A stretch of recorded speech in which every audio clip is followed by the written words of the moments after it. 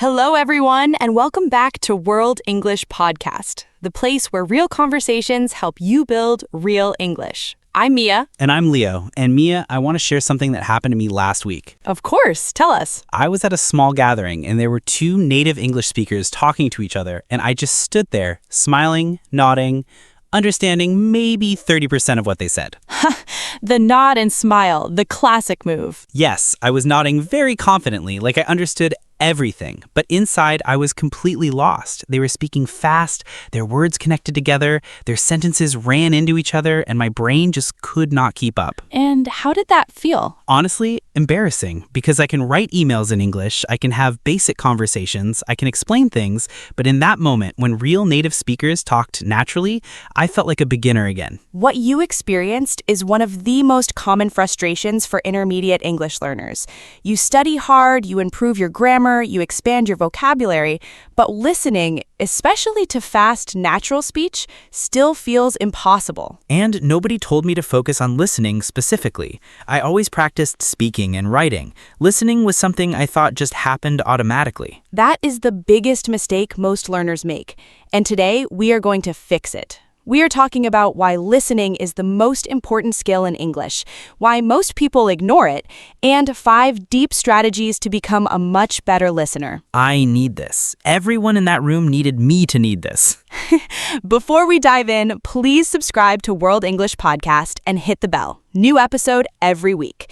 And share this with a friend who also nods and smiles without understanding. Share it. Help someone stop pretending. Let's go. Let's start with something fundamental, something that most English courses never teach you. Listening is not just one of the 4 skills. Listening is the foundation that all the other skills are built on. The foundation, not just one equal skill among 4. Think about how babies learn their first language. Do they start with grammar rules, with vocabulary lists, with reading exercises? No, they listen for months and months before they say a single word. Exactly. A baby listens for an average of 12 months before producing their first word. They absorb the sounds, the rhythm, the patterns, the melody of the language, all through listening. And then when they speak naturally because they have already heard thousands of hours of the language. So listening comes first, always. Always. And this is true for second language learning too. Research by linguist Stephen Krashen shows that we acquire language most naturally through comprehensible input, meaning listening and reading to content we mostly understand, not through forced grammar study. So if I listen enough, the language starts to absorb itself? Yes, your brain is a pattern recognition machine. When you expose it to enough English listening, it starts to recognize patterns automatically. Grammar structures start to feel right or wrong, not because you memorized a rule, but because you have heard them so many times. Like how a native speaker knows something is wrong grammatically, even if they cannot explain the rule. Exactly.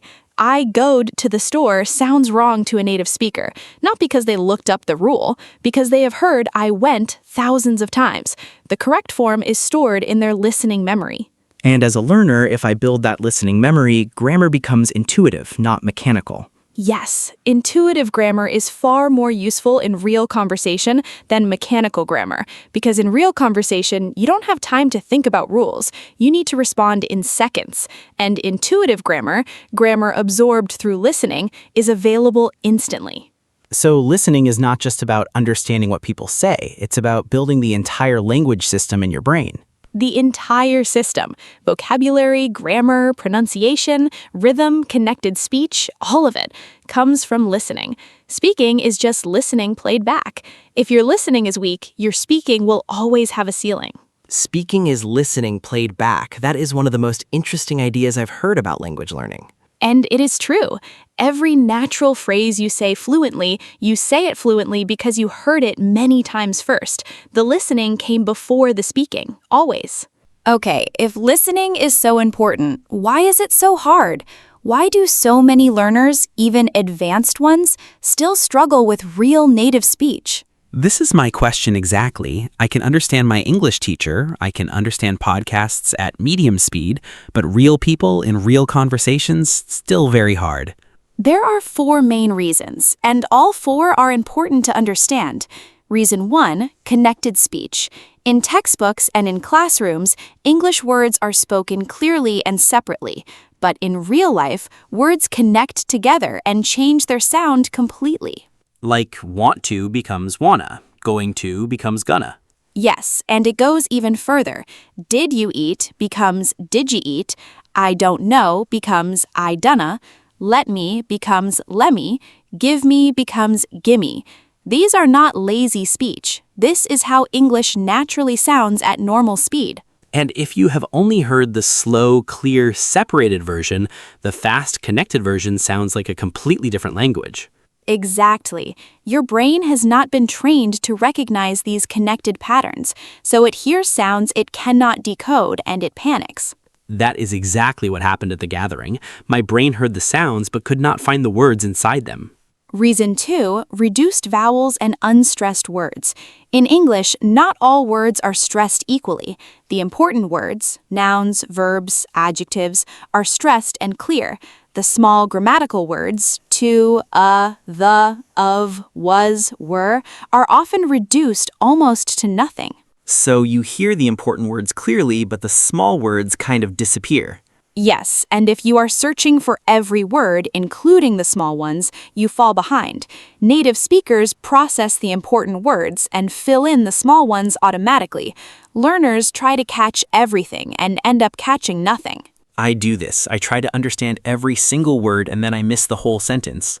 Reason 3, speed and the lack of pauses. In classroom English, teachers speak slowly with clear pauses between ideas.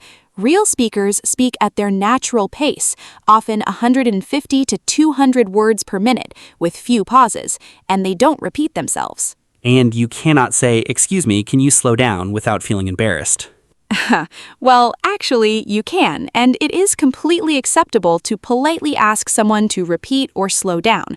But yes, in fast group conversations, that is not always practical. Reason 4? Reason 4, accents and dialects. English is spoken all over the world with hundreds of different accents: British, American, Australian, Irish, South African, Indian. Each sounds different, has different vowels, different rhythm, different vocabulary sometimes.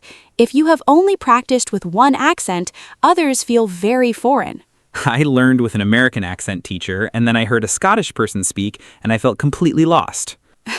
Scottish English can be a challenge even for native English speakers from other countries. The more varied listening you do, the more accent flexible your ears become, and that is a learnable skill, not a fixed ability. So all 4 reasons, connected speech, reduced words, speed, and accents, they're all things that improve with the right kind of practice. All 4 are trainable. And now let's talk about exactly how to train them. Strategy 1. Flood your ears with English every single day. Flood, that is a strong word. Yes, because that is what it needs. Not a little English here and there. A flood. Your brain needs massive exposure to English to start recognizing its patterns automatically. And the good news is you can flood your ears without sitting at a desk studying. While doing other things? Yes, this is called passive listening, and it is incredibly powerful when combined with active listening. While you cook, English podcast playing. While you commute, English audio in your ears. While you clean, English show in the background. While you exercise, English content playing. So English becomes the soundtrack of your day, not just your study hour. Exactly. And you do not need to understand everything, especially at first. The goal is exposure, familiarization. Your brain is quietly learning even when you are not consciously paying attention. It's mapping the sounds, the rhythms, the patterns. Like living in an English-speaking country without actually moving. Exactly. You create immersion at home, and over weeks and months, real English speech starts to feel less foreign. The speed that once felt impossible starts to feel manageable because your ears have been training quietly in the background all along. So step 1 is simple. More English audio in my life every day. All day if possible. Every single day. No days off for your ears. Strategy 2. Practice intensive listening with transcripts. Transcripts meaning the written text of what was said? Yes, this technique is extremely effective for training your ear to understand connected speech. Here's how it works. Choose a short piece of audio, a podcast clip, a movie scene, a speech, maybe 2 to 3 minutes long. Listen to it first without the transcript. Write down what you hear. Like a dictation. Exactly like a dictation. Write every word you can catch. Then, compare what you wrote with the actual transcript.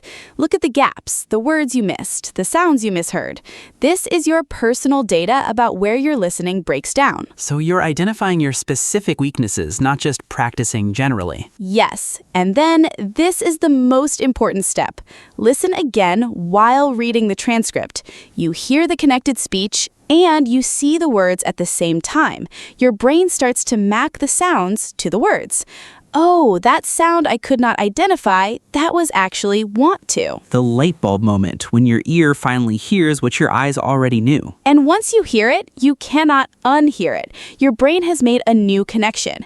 Next time you hear wanna, you recognize it instantly, without thinking, without slowing down. So you're literally rewiring how your brain processes English sounds. Yes, and this is much faster than just listening passively and hoping your ears improve on their own. Intensive listening with transcripts gives you feedback, and feedback accelerates learning dramatically. Where do I find transcripts? Many podcasts publish transcripts on their websites. YouTube has auto captions, which are a form of transcript. TED Talks all have official transcripts. And many English learning resources like BBC Learning English and VOA Learning English provide transcripts with every audio piece. Strategy 3. Train for speed gradually. Train for speed, like running faster? Exactly like running. If you want to run faster, you don't only run at your comfortable speed. You push a little faster. Feel uncomfortable, recover, then push again. Over time, your comfortable speed increases. And with listening? Same principle. Most learners only listen to content at a comfortable speed. Slow podcasts, clear teachers, controlled English. And their comfortable speed never goes up because they never push beyond it. So I need to listen to things that are a little too fast, a little uncomfortable. Yes. One practical way, use the playback speed feature. On YouTube, on podcasts, on most audio apps, you can change the speed. Start at your current comfortable speed, then increase it slightly. 1.1 speed, 1.25 speed. Practice there until it feels comfortable, then increase again. So you push your comfortable speed upward week by week. Yes. And here's something interesting. When you train at a faster speed regularly, your normal speed suddenly feels very easy, like a runner who trains uphill. When they run on flat ground, it feels effortless. Train harder than the exam, so the exam feels easy. Exactly. Train at 1.5 speed regularly, and when you hear native speakers at 1.0, it will feel much more manageable. Your ears will have built the capacity to process faster speech. I'm going to try this with this podcast. Listen to it at 1.25 speed after we finish. We appreciate the dedication, Leo. Strategy 5. Shadow what you hear. Shadowing. We talked about this in the movies episode too. Yes, and it's so important, I want to go deeper on it here.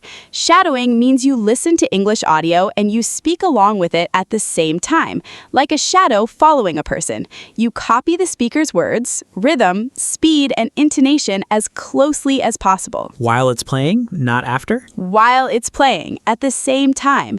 It feels very strange and difficult at first. You'll fall behind, you'll miss words, you'll stumble. That's completely normal. But why is doing it at the same time better than just repeating after? Because when you shadow in real time, you train your brain to process English at full speed.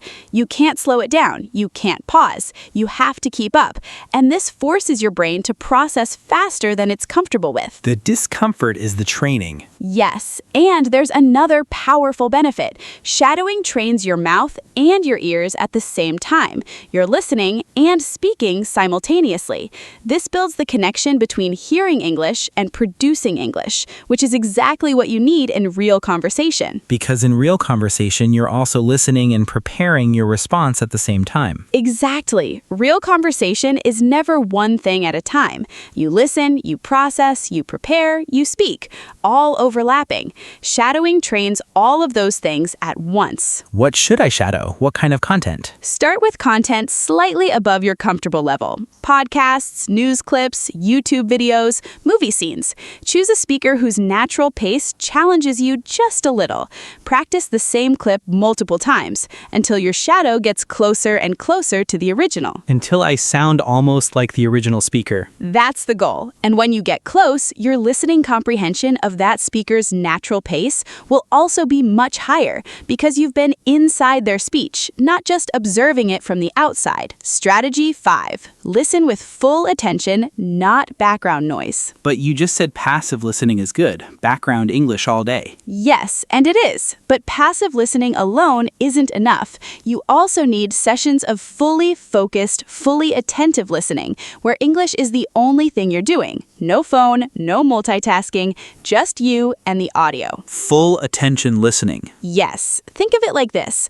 Passive background listening is like gentle exercise, walking around, staying active, good for general health. But focused listening is like going to the gym, targeted, intense. This is where the real strength is built. So I need both. Background listening for volume and exposure and focus sessions for actual skill building. Exactly. For focused listening sessions, sit comfortably, remove all distractions, close your eyes if it helps, and just listen fully. Notice everything: the speed, the rhythm, the emotion, the connected sounds, the pauses. Closing my eyes helps? For many people, yes, because without visual input, your ears become your primary sense. Your brain gives more resources to listening. You notice details you would miss with your eyes open and distracted. I never thought of that. Listening with my eyes closed like a musician listening to music. Yes, musicians listen to music with closed eyes to hear every detail, every instrument, every note, every nuance.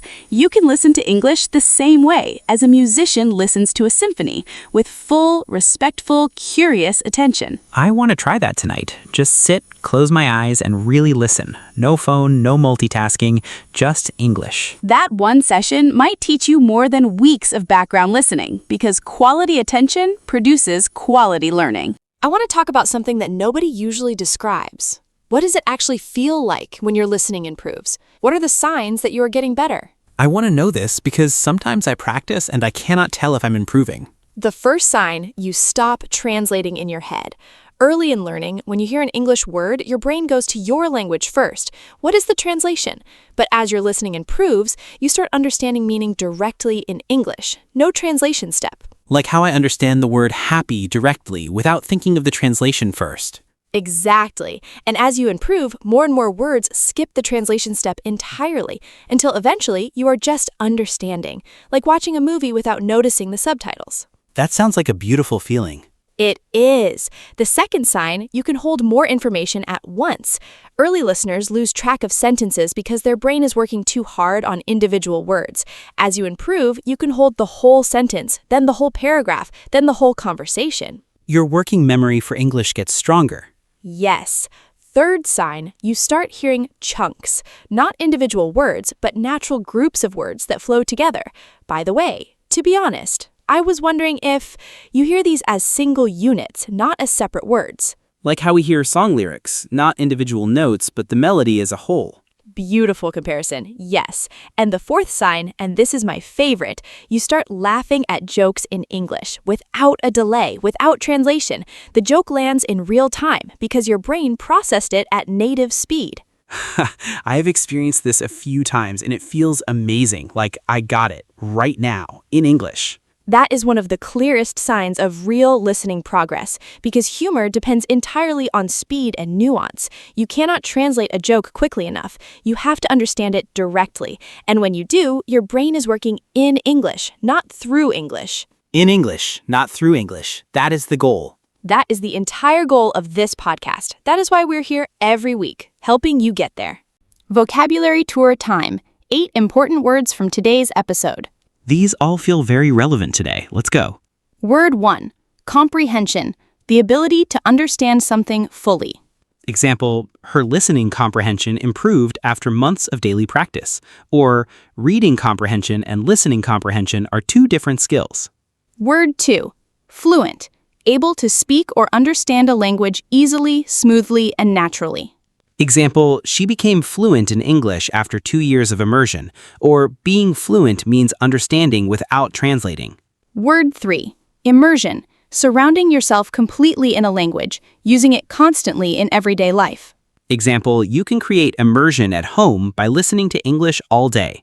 Or full immersion is the fastest path to fluency. Word 4. Intonation. The rise and fall of the voice when speaking, the musical quality of speech. Example, English intonation tells you whether a sentence is a question or a statement. Or, she had beautiful natural intonation after years of shadowing. Word 5. Decode. To find the meaning of something, especially sounds or words that are unclear. Example, my brain could not decode the fast connected speech. Or, with practice, you learn to decode natural English automatically. Word 6. Expose. To allow something to come into contact with something else. Here, to experience new language input. Example, expose yourself to as much English audio as possible every day. Or, children learn language by being exposed to it constantly. Word 7. Nuance. A very small but important difference in meaning, tone, or feeling. Example, advanced listening allows you to catch the nuances of what people mean. Or, humor depends on nuance, which is why it is one of the hardest things to understand. Word 8. Intuitive. Something that feels natural and automatic, not based on conscious rules. Example, after enough listening practice, grammar becomes intuitive. Or, she did not know the rule, but her English felt intuitive and natural. Action steps. 6 things you can start doing today to improve your English listening. Ready and genuinely excited to try these. Step 1. From today, add at next 30 minutes of English audio to your daily routine. Podcast, show, video. During commute, cooking, exercise, anytime. Step 2. This week, try one intensive listening session. Find a 2-minute clip, listen and write what you hear, then compare with a transcript. Notice your gaps. Step 3. Increase your playback speed by 0.25 on something you already understand well.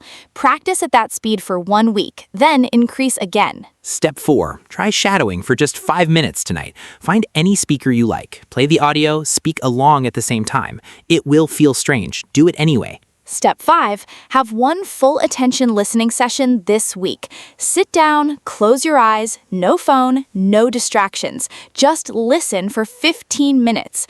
Notice what you catch that you usually miss. Step 6. Write in the comments, what is your biggest listening challenge right now? Speed, accents, connected speech? Tell us. We want to help. Quick recap before we say goodbye. Listening is the foundation of all language learning. Speaking is just listening played back. Listening is hard because of connected speech, reduced vowels, speed, and accent variety. All of these are trainable. Strategy 1. Flood your ears. English audio every single day, all day. Strategy 2, intensive listening with transcripts. Find your gaps, rewire your brain. Strategy 3. Train for speed. Push slightly beyond your comfort zone. Increase playback speed gradually. Strategy 4, shadow what you hear. Listen and speak at the same time. Strategy 5. Full attention listening. Sit down, close your eyes, really listen. And remember, you are listening to this podcast right now. This is already practice. Every episode you listen to, you are training your ears. Every episode you understand, you are getting better. And if you understood today's episode, you are better than you think. Our question for you, what is your biggest listening challenge right now? Write it in the comments below. We read every single one. And if this episode helped you, please like it, subscribe to World English Podcast, and share it with one friend who wants better English listening skills. This was World English Podcast. I'm Mia. And I'm Leo. Until next time, keep your ears open, keep listening, and remember, every word you hear is a word your brain is quietly learning. Bye, everyone. Keep listening.